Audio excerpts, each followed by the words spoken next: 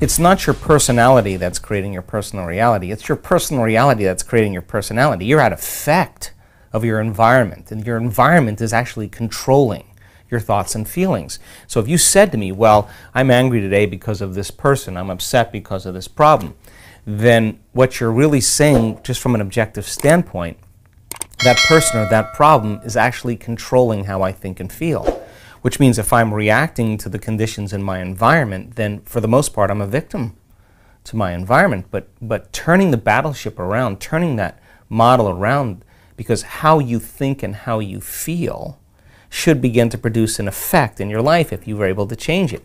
So then people have to lay down the very thing that they've been using their entire life in the same way to get what they want for something greater to happen. So the first day is about overcoming ourselves. It's taking your attention off your environment, forgetting about your body and the emotions and pain and disease and whatever else, and get beyond that program of a predictable future and a familiar past, and get beyond the concept of linear time and fall into the present moment.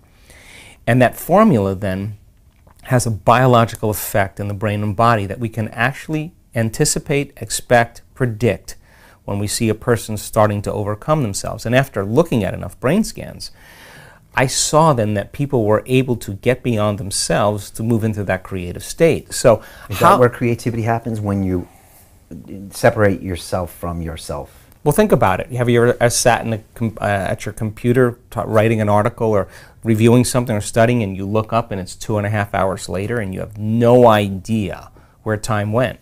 You lost track of the space you were in and the predictable time of the next moment. And when you lose track of space and time, if where you place your attention is where you place your energy, and you have no attention in this three-dimensional reality, then all of your attention is in a realm of thought, and we would call that the quantum. So now, you can't enter the quantum field as a somebody.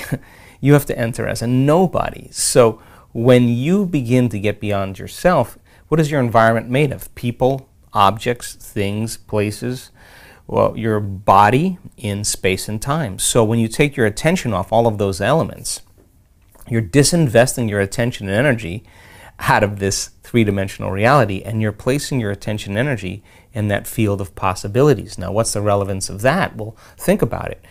Most people are their bodies trying to heal their bodies. Most people are their personality trying to change some aspect of their personality. They're trying to create some new future event, but they're wrapped up in the routine and program of how they live their life in the same ways. Sounds ridiculous when you put it that way.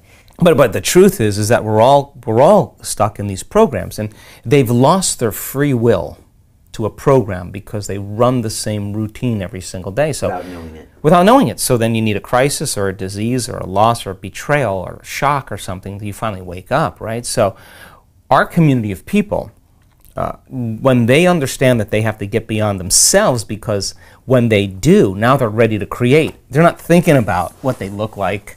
They're not thinking about what anybody else thinks about them. They're not thinking about how long it's going to take. They start getting beyond those elements that keep them restrained and attached to their past, present reality.